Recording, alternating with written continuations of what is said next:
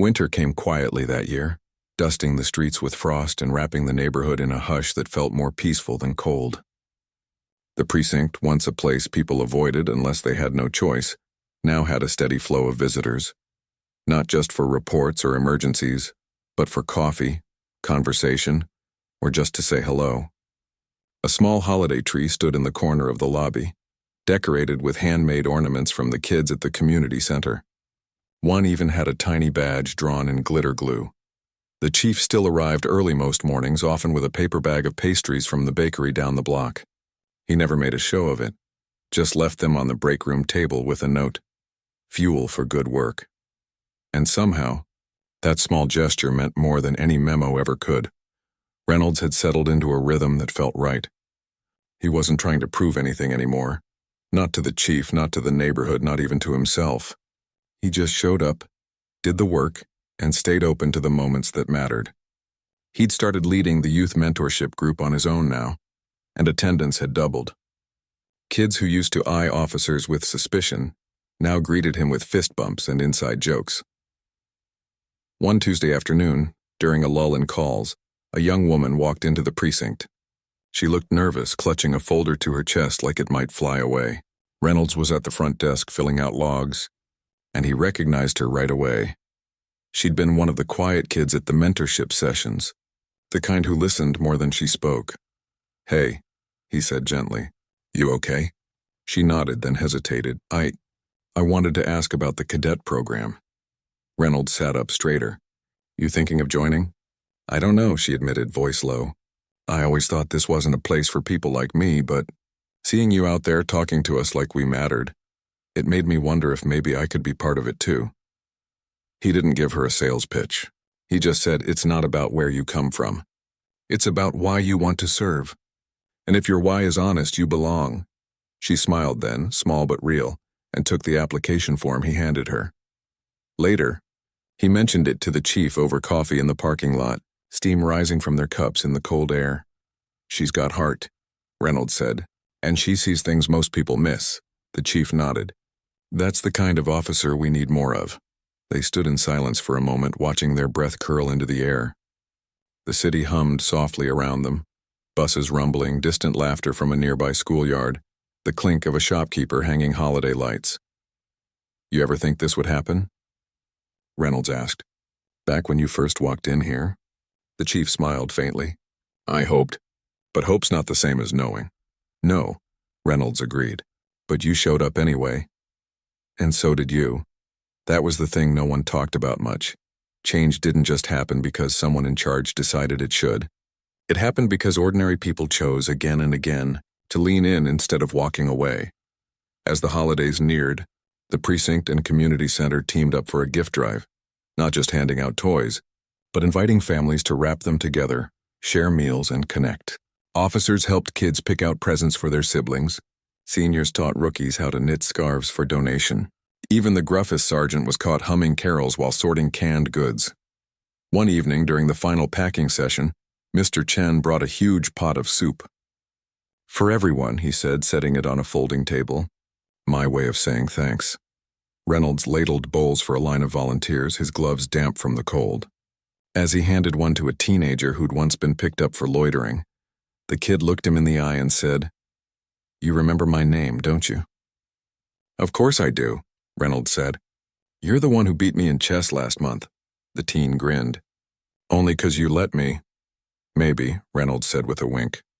"But you've got a good mind. Use it." Moments like that didn't make headlines. They didn't go viral. But they stitched the neighborhood back together thread by quiet thread. Then, on a gray afternoon just before Christmas, the chief called a special meeting. Not for emergencies or policy updates, but to reflect. He stood in the briefing room, hands in his pockets, looking at the faces that had become more than just colleagues. "I've been thinking," he began, "about how easy it is to forget how far we've come. We get so focused on what's next. We don't pause to honor what we've already built." He asked everyone to share one moment from the past year that reminded them why they stayed. One officer talked about helping an elderly man find his lost dog. Another spoke about mediating a family dispute without a single arrest. A rookie, voice shaking, said her proudest moment was when a little girl asked if she could touch her badge. Not because it was shiny, but because she thought it meant I was safe. When it was Reynolds' turn, he didn't speak right away. Then he said, "Mine was the day I realized I wasn't just wearing this uniform for the job. I was wearing it for the people, and that changed everything." The room stayed quiet for a long time after that, not out of awkwardness, but out of respect. Later that week, the chief received a letter from City Hall. It wasn't a reprimand or a budget cut. It was an invitation to speak at a national conference on community policing. They wanted to know his secret. He showed the letter to Reynolds over coffee. "What are you going to tell them?" Reynolds asked. "That there is no secret," the chief said. "Just showing up with your whole heart even when it's hard. And trusting that people will meet you halfway if you give them the chance." Reynolds chuckled. "Good luck getting them to believe that." "They will," the chief said. "Because we've got proof, and they did. Not in reports or statistics, but in the way kids waved when patrol cars passed. In the way neighbors now looked out for each other. In the way the precinct felt less like a fortress and more like a home. On Christmas Eve, the chief didn't go home early. He stayed late, walking the quiet halls, turning off lights, checking on the skeleton crew on duty. As he passed the front desk, he found Reynolds still there, finishing up paperwork. "Shouldn't you be with your family?" the chief asked. "They're waiting," Reynolds said, smiling. "But I wanted to finish this. Feels wrong to leave the year with loose ends." The chief nodded. "Mind if I sit for a minute?" They sat in comfortable silence for a while, the only sound the hum of the heater and the occasional car passing outside. "You know," Reynolds said finally, "I used to think leadership was about being in charge. Now I see it's about being present." The chief looked at him. "You've become a leader yourself." Reynolds shook his head. "Nah, just a guy trying to do better." "Sometimes," the chief said softly, "that's the bravest thing anyone can be." Outside, snow began to fall. Soft, slow, and steady. It covered the streets, the rooftops, the patrol cars parked in neat rows. And for a moment everything looked clean, quiet, full of possibility. Inside, two men sat in the glow of a single desk lamp, not as chief and officer, but as friends who'd walked through fire and come out the other side not unscathed but changed. The new year was coming. There would be new challenges, new mistakes, new chances to choose kindness over convenience, courage over comfort. But for now, in that quiet precinct on a snowy Christmas Eve, there was peace, and that was worth protecting. The hallway outside the courtroom felt colder than it should have. Fluorescent lights buzzed overhead, casting a flat, lifeless glow on the scuffed tile floor. He leaned against the wall, arms crossed, eyes fixed on nothing. His chest rose and fell too fast, like he'd just run a race he didn't sign up for. People passed by, bailiffs, lawyers, a janitor pushing a mop bucket, but no one looked at him twice. To them, he was just another person waiting. But inside, everything was unraveling. He kept hearing her voice. Not loud, not angry, just steady. Like she'd already done the hard part long before stepping into that room. And maybe she had. Maybe the real battle wasn't in court at all. Maybe it was in the quiet moments afterward, when the world moved on, but you couldn't.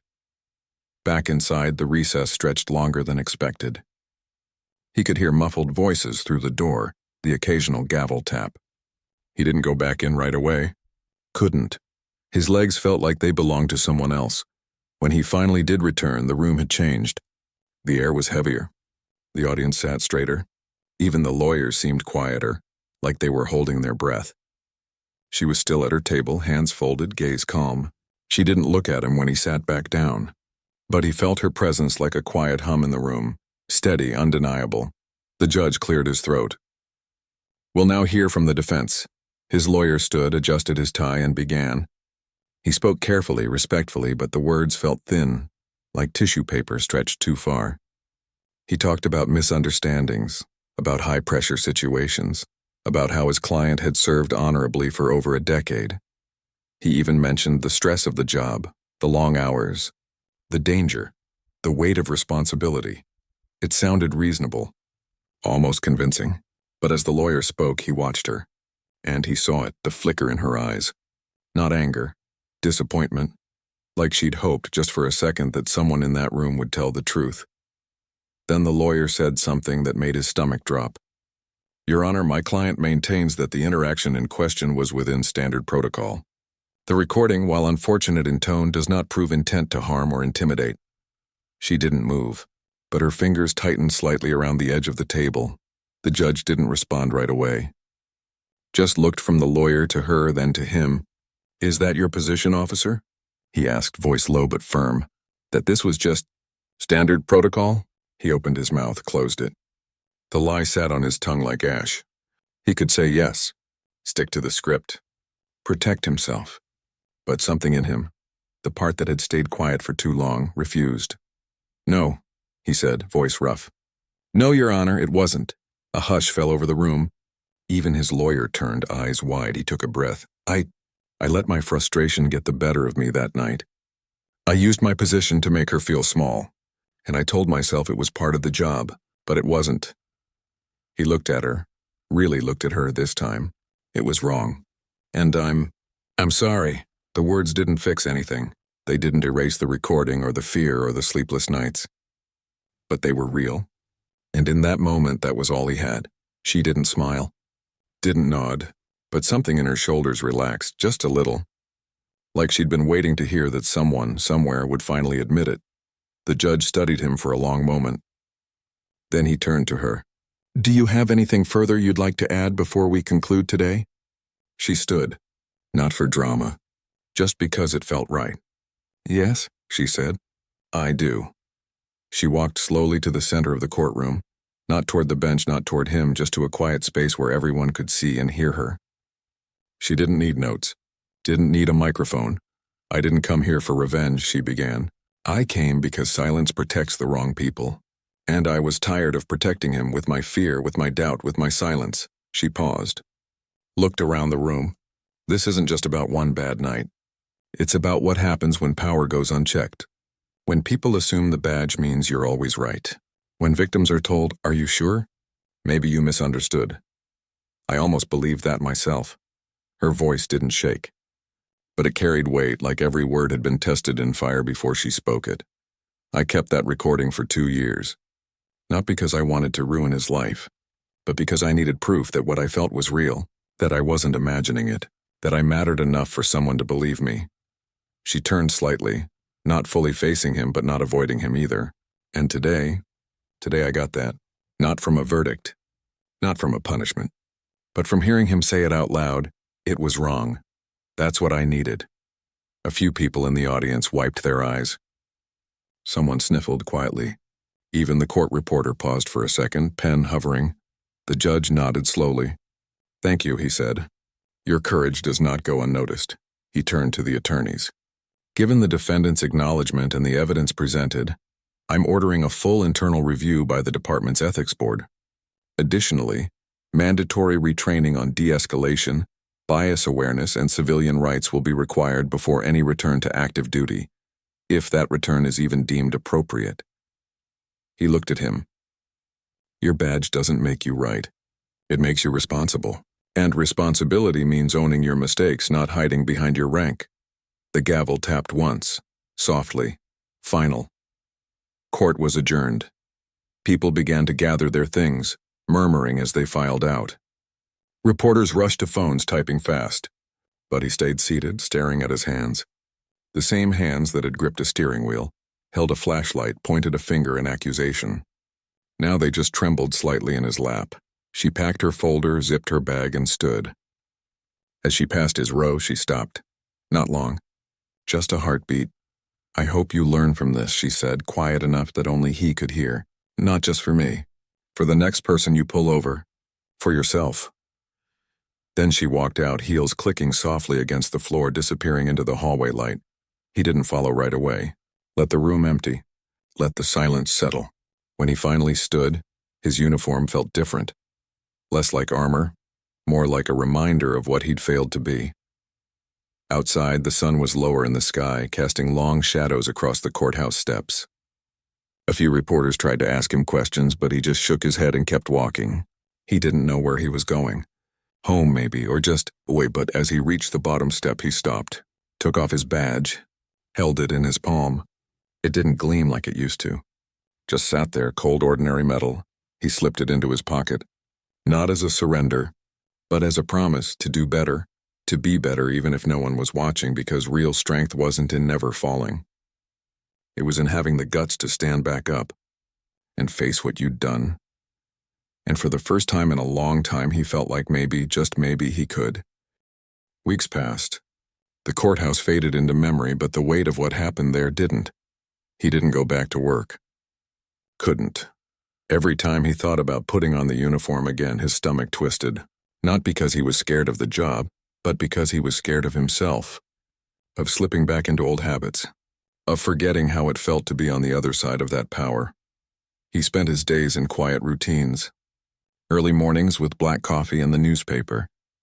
Long walks through neighborhoods he used to patrol. Now just another face in the crowd. People didn't salute him or step aside anymore. And strangely, that felt like a relief. His department placed him on administrative leave pending the ethics review. No one called. No one checked in. The silence said more than any reprimand ever could. Meanwhile, her story began to ripple outward, not in headlines or viral clips, but in quieter ways. A community center invited her to speak at a forum on public safety.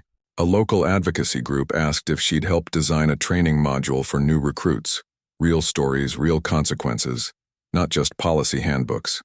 She said yes, not for fame, not for revenge, but because she'd finally found her voice and she didn't want it to go quiet again.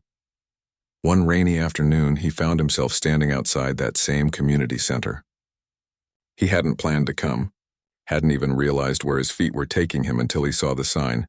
Rebuilding Trust, Community and Law Enforcement in Conversation. Her name was listed as a guest speaker. He almost turned around. What would he even say? Sorry again? I've changed? Those words felt too small for the space between them. But then the door opened and a woman carrying folding chairs smiled at him. You here for the talk? He nodded, more out of reflex than decision. Inside, the room was warm, lit by soft overhead lights and the glow of a projector screen. About 30 people sat in mismatched chairs. Neighbors, students, a few off-duty officers in plain clothes. No uniforms, no badges on display, just people. He took a seat in the back, hoping to stay unnoticed. She walked in a few minutes later, not with fanfare, but with the same calm presence he remembered. She wore a simple sweater, jeans, no folder this time, just a notebook and a pen. When she saw him in the back row, she didn't flinch, didn't look away, just gave a small, almost imperceptible nod. Like she'd expected him, or maybe just accepted that he might show up. The moderator opened the floor. Tonight isn't about blame, she said. It's about listening, about understanding that trust isn't given, it's earned. And sometimes it has to be rebuilt brick by brick. Then it was her turn. She didn't retell her story. Not exactly. Instead, she spoke about what came after, the fear of sirens, the hesitation before answering the door, the way she'd started carrying a voice recorder in her purse, just in case. She talked about how healing wasn't a straight line. Some days she felt strong. Other days, a raised voice in a grocery store was enough to send her heart racing. But the hardest part, she said, was realizing that the system I thought would protect me was built in a way that often protects the powerful instead. A few people nodded. An older man wiped his eyes. Then she said something that made the room go still. I used to think accountability meant punishment, but I've learned it's more than that. It's honesty. It's change. It's showing up even when it's hard and saying, I was wrong and I'm trying to do better. Her eyes flicked to the back of the room. To him, he looked down at his hands, felt the heat rise in his chest. Not shame this time, something softer, something like hope. After the talk, people lingered, asking questions, sharing their own experiences. He stayed seated, unsure if he should approach. But then she walked over. You came, she said simply. I wasn't sure I should, he admitted. You didn't have to, she replied, but I'm glad you did. They stood in silence for a moment, the hum of conversation around them like distant waves. I've been thinking a lot, he said finally.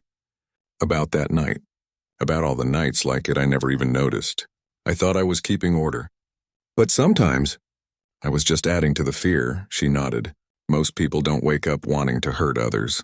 But good intentions don't erase harm. I know, he said, and I can't undo what I did, but I want to help make sure it doesn't happen again. Not just for me, for everyone. She studied him for a long moment. Then, there's a civilian oversight committee forming next month. They're looking for people on both sides who actually want to listen. Not defend, not attack. Just listen, he met her gaze. Would they even let me join? That's not my call, she said. But I'll say this, if you're serious, show up. Do the work. Not for redemption, just because it's right. He swallowed, nodded. I will. They didn't hug, didn't shake hands. But something passed between them.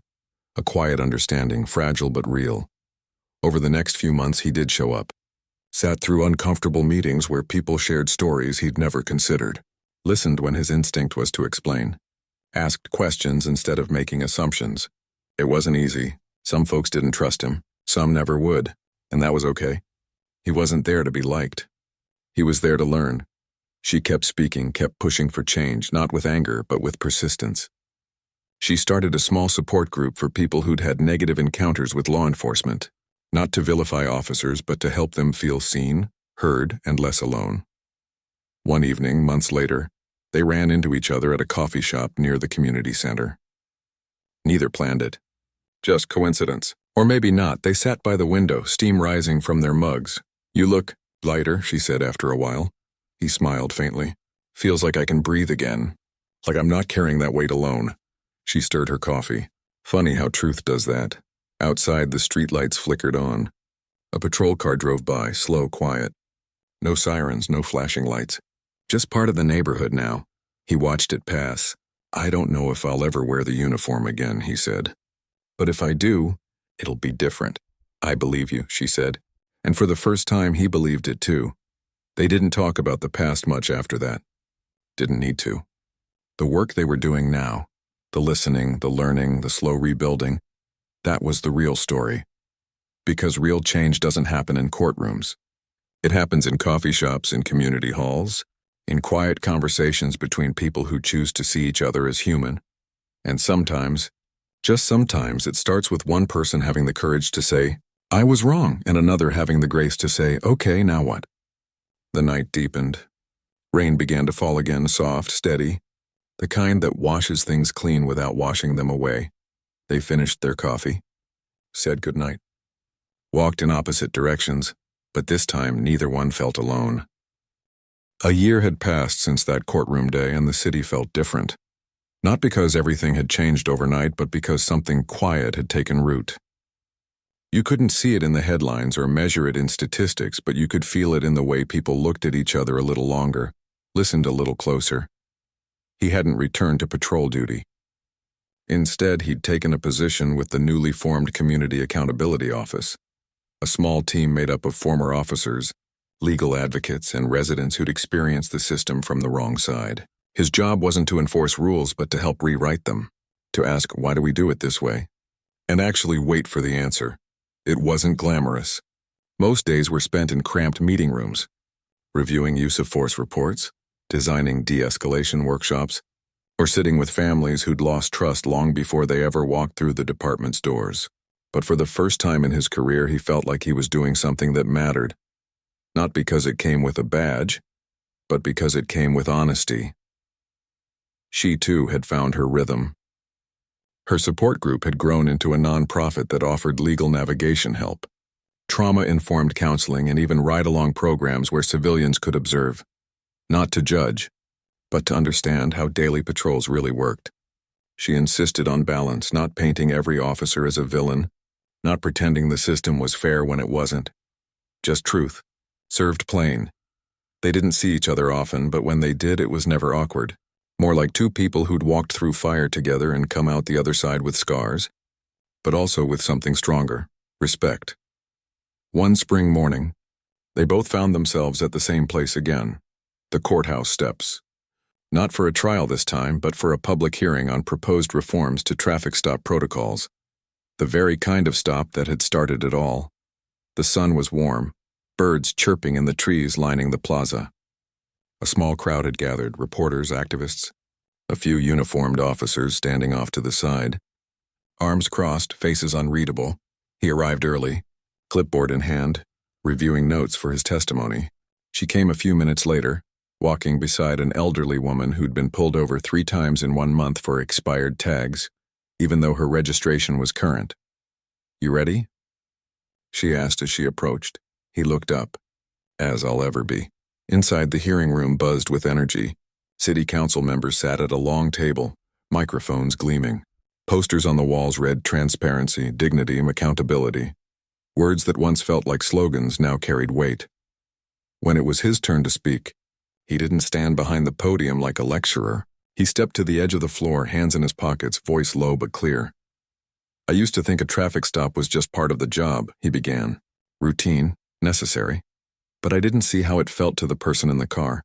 The fear, the uncertainty, the feeling that one wrong move could change everything." He paused, looked at the council, then at the audience. "I was trained to look for threats, but I wasn't trained to see humanity. And that's on the system, not just me. So today, I'm asking you to change that training. Require officers to explain why they're stopping someone. Record every interaction. Give people a clear way to report concerns without fear of retaliation." His voice didn't shake, not because he was fearless, but because he finally knew what he stood for. Then she spoke. Not as a victim, not as an activist, just as someone who'd lived it.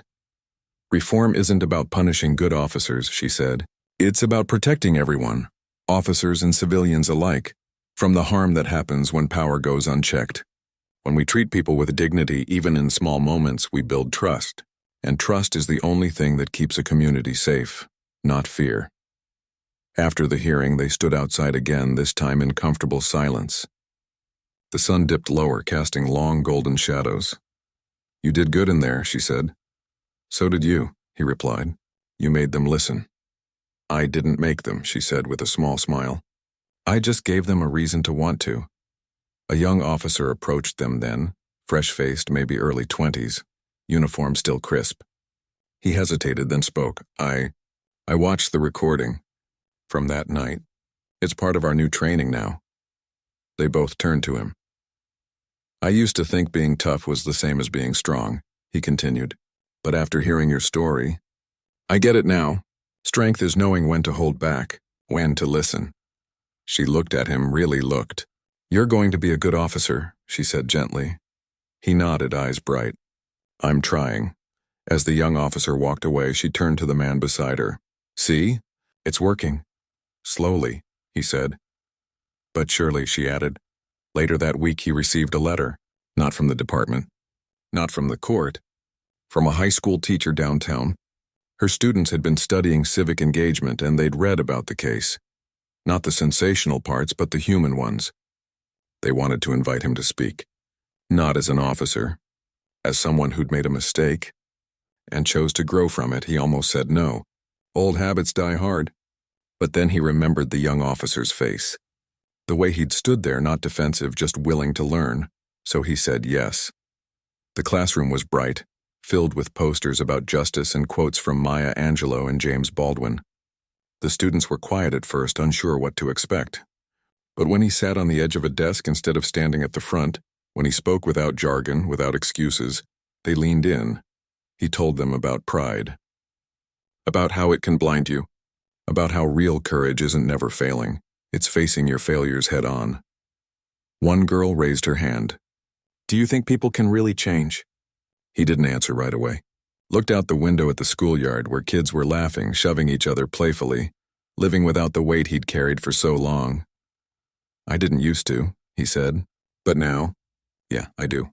Not all at once. Not perfectly. But if you're willing to listen, to really listen, you can start." After class, the teacher thanked him. "You gave them something textbooks can't," she said. "What's that?" he asked. "Hope that adults can learn too." That night, he went for a walk. Not to think, just to be. The streets were quiet. A neighbor waved from her porch. A dog barked in the distance. Normal life. Beautiful in its simplicity. He stopped at a small park he used to drive past on patrol, never really seeing it. Now he sat on a bench watching fireflies blink in the dusk. For the first time in years, he didn't feel like he had to prove anything. Not to the department. Not to the public. Not even to himself. He was just a person. Flawed. Trying. Learning. and that was enough. Back at her apartment, she was packing boxes. Not moving away, just clearing space. Old notebooks, court documents, the voice recorder she'd kept for so long. She held it in her palm, then placed it in a donation bin. Not because she forgot, but because she no longer needed to carry it like armor. She lit a candle, poured tea, and opened her laptop. A new message blinked on the screen. A request from another city asking if she'd help design a similar community program. She smiled. Typed a reply, "Yes, let's talk." Outside, the city hummed, not perfectly, not peacefully, but alive. And in that hum there was possibility, because change doesn't roar, it whispers. In courtrooms, in classrooms, in coffee shops and on park benches, in the space between "I was wrong" and "I'm trying." And sometimes, if you listen closely enough, you can hear it growing. 2 years after that courtroom day, the city held its first community safety fair, a small event really, set up in a neighborhood park with folding tables, kids' games, and a stage for local speakers. It wasn't flashy. No politicians giving grand speeches, just people showing up to talk, listen, and try something new. He arrived early, helping set up a booth for the accountability office. He wore a plain blue t-shirt now, no badge, no uniform. Just a lanyard with his name and role. Community liaison. It felt strange at first, not having the weight of the badge on his chest, but also freeing. Like he could finally be seen for who he was, not just what he wore. She came later, carrying a stack of brochures for her nonprofit. Her hair was a little longer, her step a little lighter. She'd stopped looking over her shoulder every time a siren passed. Not because the world had become perfect, but because she'd built something solid beneath her feet. They didn't plan to work the same shift. But when the volunteer coordinator saw them both, she grinned and said, "You two are on the joint Q&A panel at noon. Don't make me regret this." They laughed. A real laugh. The kind that only comes after you've walked through something hard together and come out the other side still standing.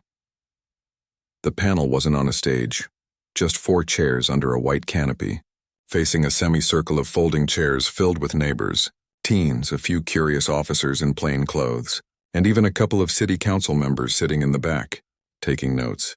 The moderator, a local teacher, opened with a simple question. "What does safety mean to you now compared to what it meant 2 years ago?" She went first. "Before, I thought safety meant being left alone, not getting pulled over, not being questioned. But I've learned that real safety isn't just the absence of harm. It's the presence of trust. It's knowing that if you need help, the person who shows up sees you as human, not a threat." He nodded. "I used to think safety meant control. If I kept things in order, if people followed the rules, everything would be fine. But I was wrong. Control isn't safety. Respect is. And you don't earn respect by demanding it, you earn it by giving it first." A teenager in the front row raised his hand. "But how do you fix something that's been broken for so long? Like, people in my neighborhood don't even call the cops when something happens. They're scared." She leaned forward. "That's the hard truth. You don't fix it with one policy or one apology. You fix it by showing up again and again, even when it's uncomfortable. Even when you're not thanked. You fix it by listening more than you speak," he added, "and by admitting when you don't have all the answers. I used to think I had to have everything figured out.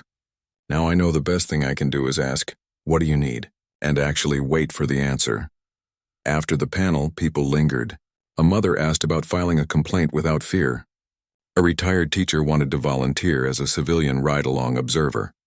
A young man who'd been stopped 6 times last year just stood quietly, then said, "It helps. Just hearing you say you were wrong. That hit harder than any applause ever could." Later, as the sun dipped low and volunteers started packing up, they found themselves side by side folding chairs. "You ever think it would come to this?" he asked, stacking metal legs together. "Not in a million years," she said, smiling. "I thought that courtroom would be the end of my story. Turns out it was the beginning." He paused. "Do you ever wonder? What if I hadn't said it was wrong that day? What if I'd stuck to the script?" She looked at him. "Then you wouldn't be here, and I'd still be carrying that recorder in my purse. But you did say it. And that changed everything. Not because it erased the past, but because it opened a door." That evening they walked to a nearby diner. Nothing fancy, just red booths and strong coffee. They'd done this a few times since the hearing. Not as adversaries, not even as friends exactly, but as two people bound by something deeper than either of them had expected. Over pie, she told him about a new program she was launching, Know Your Rights workshops in high schools.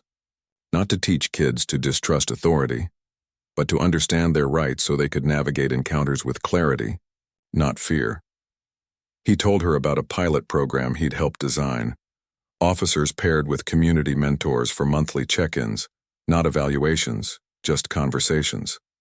One rookie told me last week he finally understood why people flinch when he walks up to their car, he said. Not because they're guilty, because they're human. They talked about small wins, a traffic stop that ended with an officer apologizing for the inconvenience, a complaint that led to a training update instead of a cover-up, a teenager who now wanted to be a counselor, not a cop, because he believed healing mattered as much as enforcement. It wasn't perfect. Far from it, but it was movement. And movement, however slow, beats standing still. As they left the diner, the streetlights flickered on. A light rain began to fall, soft, warm, the kind that smells like earth and possibility. You know, she said, pulling her jacket tighter, I used to dream about that night being erased. Like if I could just undo it, I'd be okay. And now? He asked. Now I'm glad it happened, she said quietly, not because it was right, but because it forced us to look at something we'd all been ignoring. And sometimes, that's the only way change starts. He didn't reply right away, just walked beside her, hands in his pockets, rain misting his face. When they reached the corner where their paths split, she stopped. You heading home? Yeah, he said. You? Same, a pause. Not awkward, just full. Then she said, keep showing up, okay? I will, he said. You too. They didn't hug, didn't shake hands, just nodded. Two people who'd been through fire and now walked in the same rain, not as enemies, not as heroes, but as humans trying to do better. He turned down his street. She went the other way. The city hummed around them, cars passing, music from an open window, laughter from a porch. And somewhere, in another part of town, a young officer took a deep breath before knocking on a door. A teenager recorded a traffic stop, not out of fear but as a habit of care. A teacher printed flyers for a community forum. A mother told her son, if you ever feel unsafe, speak up. Someone will listen. The work wasn't done. Maybe it never would be, but it was alive. Growing in quiet corners, in honest conversations, in the space between regret and repair. And that was enough. Because real change doesn't need a spotlight. It just needs people willing to show up again and again with open eyes, open ears, and hearts brave enough to say, I was wrong. And I'm still trying. And in that trying, they found something neither expected. Not victory, not forgiveness, but something quieter and more lasting. Peace.